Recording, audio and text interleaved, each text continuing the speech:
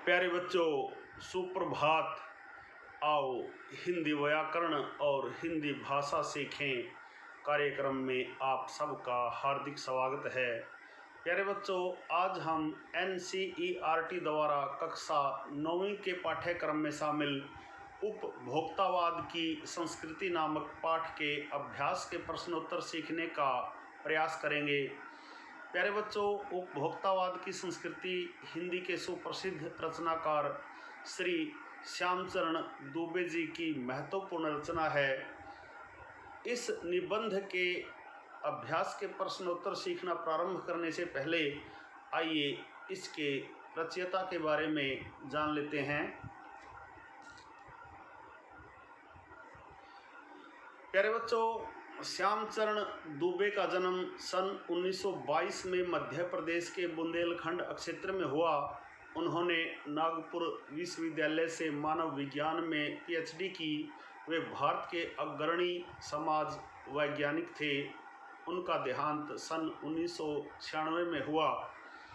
मानव और संस्कृति, परंपरा और इतिहास, बौद्ध संस्कृति तथा शिक्षा, समाज और भविष्य, भारतीय ग्राम संक्रमण की पीड़ा, विकास का समाजशास्त्र, समय और संस्कृति, हिंदी में उनकी प्रमुख पुस्तकें हैं।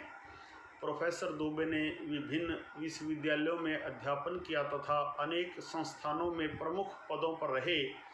जीवन, समाज और संस्कृति के ज्वलंत विषयों पर उनके विश्लेषण एवं स्थापनाएं उल्लेखनीय हैं। भारत की जनजातियों और ग्रामीण समुदायों पर केंद्रित उनके लेखों ने बृहत समुदाय का ध्यान आकर्षित किया है। वे जटिल विचारों का तार्किक विश्लेषण के साथ सहज भाषा में प्रस्तुत करते हैं। वे जटिल विचारों को तार्किक विश्लेषण के साथ सहज भाषा में प्रस्तुत करते हैं, अर्थात वे कठिन से कठिन विचारों को भी अपने तर्क के आधार पर सरल और सहज भाषा में प्रस्तुत करने का मादा रखते हैं। प्यारे बच्चों, उपभोक्तावाद की संस्कृति निबंध बाजार की गिरफ्त में आ रहे समाज की वास्तविकता को प्रस्तुत करता है। लेखक का मानना है कि हम विज्ञापन की चमक दमक के कारण वस्तुओं के पीछे भाग रहे हैं। हमारी निगाह गुणवत्ता पर नहीं है। संपन्न और अभिजन वर्ग द्वारा प्रदर्शनपूर्ण जीवन शैली अपनाई जा रही है, जिसे सामान्य जन भी ललचाई निगाहों से देखते हैं। यह सभ्यता के विकास की चिंताजनक बात है, जिसे उपभोक्तावाद ने परोसा है। लेखक की यह बात महत्वपूर्ण है कि जैसे जैसे यह दिखावे की संस्कृति फैलेगी, सामाजिक अशांति और विषमता भी बढ़ेगी। प्यारे बच्चों, आइए अब उपभोक्तावाद की संस्कृति नामक पाठ के अभ्यास के प्रश्नोत्तर सीखना प्रारंभ करते हैं। पहला प्रश्न देखिए। लेखक के अनुसार जीवन में सुख से क्या अभिप्राय है? लेखक के अनुसार उपभोग का भोग करना ही सुख है। प्यारे बच्चों, लेखक के अनुसार उपभोग का भोग करना ही सुख है, अर्थात जीवन को सुखी बनाने वाले उत्पाद का जरूरत के अनुसार भोग करना ही जीवन का सुख है। प्रश्न नंबर 2 देखिए। आज की उपभोक्तावादी संस्कृति हमारे दैनिक जीवन को किस प्रकार प्रभावित कर रही है? उत्तर देखिए। आज की उपभोक्तावादी संस्कृति हमारे दैनिक जीवन को पूरी तरह प्रभावित कर रही है। इसके कारण हमारी सामाजिक नींव खतरे में है। मनुष्य की इच्छाएं बढ़ती जा रही हैं। मनुष्य आत्म केंद्रित होता जा रहा है। सामाजिक दृष्टिकोण से यह एक बड़ा खतरा है। प्यारे बच्चों, प्रश्न नंबर 3 देखिए। गांधी जी ने उपभोक्ता संस्कृति को हमारे समाज के लिए चुनौती क्यों कहा है? प्यारे बच्चों, गांधी जी सामाजिक मर्यादाओं और नैतिकता के पक्षधर थे।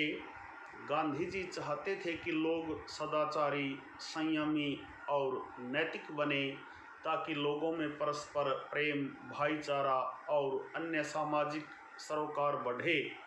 लेकिन उपभोक्तावादी संस्कृति इन सब के विपरीत चलती है। वह भोग को बढ़ावा देती है, जिसके कारण नैतिकता तथा मर्यादा का ह्रास होता है। गांधी जी चाहते थे कि हम भारतीय अपनी बुनियाद और अपनी संस्कृति पर कायम रहें। उपभोक्ता संस्कृति से हमारी सांस्कृतिक अस्मिता का ह्रास हो रहा है, पतन हो रहा है।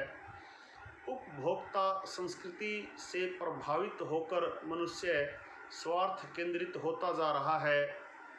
मनुष्य के लिए यह एक बड़ी चुनौती है, क्योंकि यह बदलाव हमें सामाजिक पतन की ओर अग्रसर कर रहा है। प्यारे बच्चों, प्रश्न नंबर 4 देखिए। प्रश्न नंबर 4 में 2 प्रश्न दे रखे हैं। प्रश्न है, आशय स्पष्ट कीजिए।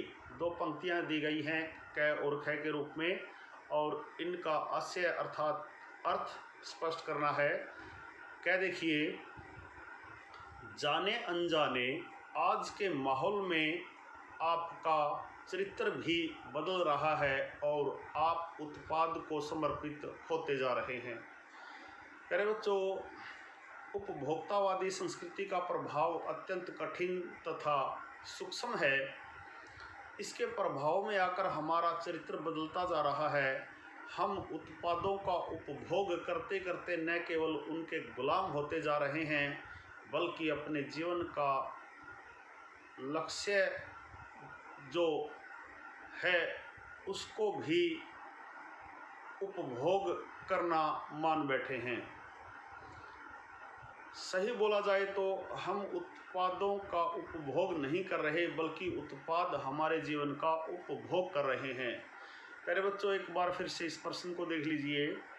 जाने अनजाने आज के माहौल में आपका चरित्र भी बदल रहा है और आप उत्पाद को समर्पित होते जा रहे हैं। उपभोक्तावादी संस्कृति का प्रभाव अत्यंत कठिन तथा सूक्ष्म है। इसके प्रभाव में आकर हमारा चरित्र बदलता जा रहा है। हम उत्पादों का उपभोग करते करते न केवल उनके गुलाम होते जा रहे हैं, बल्कि अपने जीवन के लक्ष्य को भी उपभोग करना मान बैठे हैं।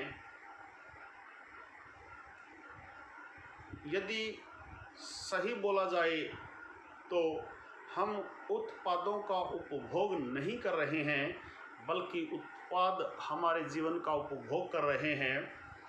प्यारे बच्चों, प्रश्न नंबर 4 का ख भाग देखिए। प्रतिष्ठा के अनेक रूप होते हैं, चाहे वे हास्यास्पद ही क्यों न हो। इसका आशय देखिए, इसका अर्थ देखिए। सामाजिक प्रतिष्ठा विभिन्न प्रकार की होती है, जिनके कई रूप तो बिल्कुल विचित्र हैं। हास्यास्पद का अर्थ है हंसने योग्य। अपनी सामाजिक प्रतिष्ठा को बढ़ाने के लिए ऐसे ऐसे कार्य और व्यवस्था करते हैं कि अनायास हंसी फूट पड़ती है। जैसे अमेरिका में अपने अंतिम संस्कार और अंतिम विश्राम स्थल के लिए अच्छा प्रबंध करना ऐसी झूठी प्रतिष्ठा है जिसे सुनकर हंसी आती है। प्यारे बच्चों, इसको भी समझिए।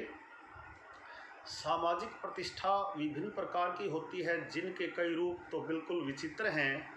हास्यास्पद का अर्थ है हंसने योग्य। अपनी सामाजिक प्रतिष्ठा को बढ़ाने के लिए ऐसे ऐसे कार्य और व्यवस्था करते हैं कि अनायास हंसी फूट पड़ती है। जैसे अमेरिका में अपने अंतिम संस्कार और अंतिम विश्राम स्थल के लिए अच्छा प्रबंध करना ऐसी झूठी प्रतिष्ठा है जिसे सुनकर हंसी आती है। प्रश्न नंबर 5 जो रचना और अभिव्यक्ति पर आधारित है।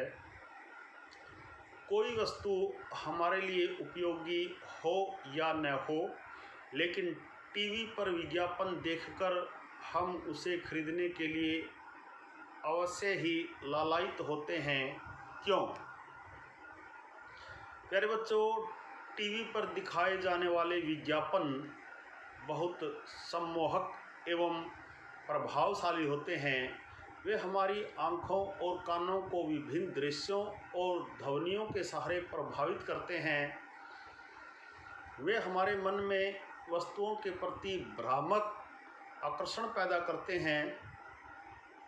खाए जाओ, क्या करें, कंट्रोल ही नहीं होता। एक विज्ञापन आता है, खाए जाओ, क्या करें, कंट्रोल ही नहीं होता, दिमाग की बत्ती जला देती है, जैसे आकर्षण हमारी लार टपका देते हैं। इसके प्रभाव में आने वाला हर व्यक्ति इनके वश में हो जाता है और इस तरह अनुपयोगी वस्तुएं भी हमें लालायित कर देती हैं। प्यारे बच्चों, प्रश्न नंबर 6 देखिए। आपके अनुसार वस्तुओं को खरीदने का आधार वस्तुओं की गुणवत्ता होनी चाहिए या उसका विज्ञापन? प्यारे बच्चों, प्रश्न ध्यान से देखिए। यदि आप प्रश्न को अच्छे से समझ लेंगे तो उसका उत्तर भी अच्छी प्रकार से दे सकेंगे। आपके अनुसार वस्तुओं को खरीदने का आधार वस्तु की गुणवत्ता होनी चाहिए या उसका विज्ञापन? तर्क देकर स्पष्ट करें। प्यारे बच्चों, वस्तुओं को खरीदने का एक ही आधार होना चाहिए, वस्तु की गुणवत्ता। विज्ञापन हमें गुणवत्ता वाली वस्तुओं का परिचय करा सकते हैं। अधिकतर विज्ञापन हमारे मन में वस्तुओं के प्रति भ्रामक आकर्षण पैदा करते हैं। वे आकर्षक दृश्य दिखाकर गुणहीन वस्तुओं का प्रचार करते हैं।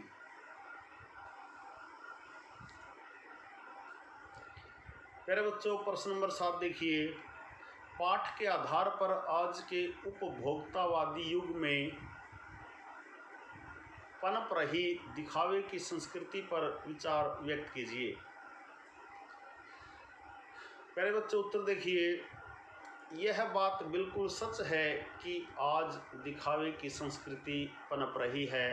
आज लोग अपने को आधुनिक से अत्याधुनिक और कुछ हटकर दिखाने के चक्कर में कीमती से कीमती सौंदर्य प्रसाधन, म्यूजिक सिस्टम, मोबाइल फ़ोन, घड़ी और कपड़े खरीदते हैं। समाज में आजकल इन चीज़ों से लोगों की हैसियत आंकी जाने लगी है।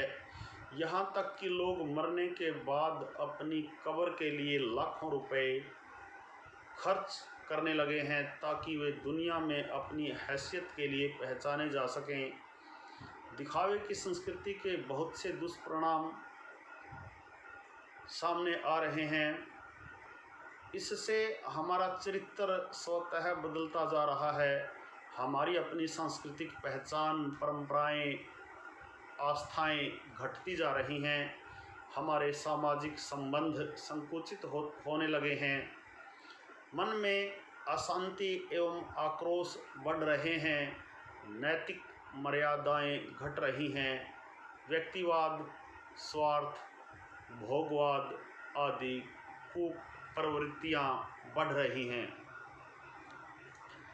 प्यारे बच्चों, यह था आज का पाठ, उपभोक्तावाद की संस्कृति। आशा है आपको अच्छी प्रकार से समझ में आया होगा। प्यारे बच्चों, अभ्यास के प्रश्नोत्तरों पर आधारित आज का यह छोटा सा वीडियो यदि आपको पसंद आए तो इस वीडियो को लाइक, कमेंट और ज़्यादा से ज़्यादा शेयर ज़रूर करें।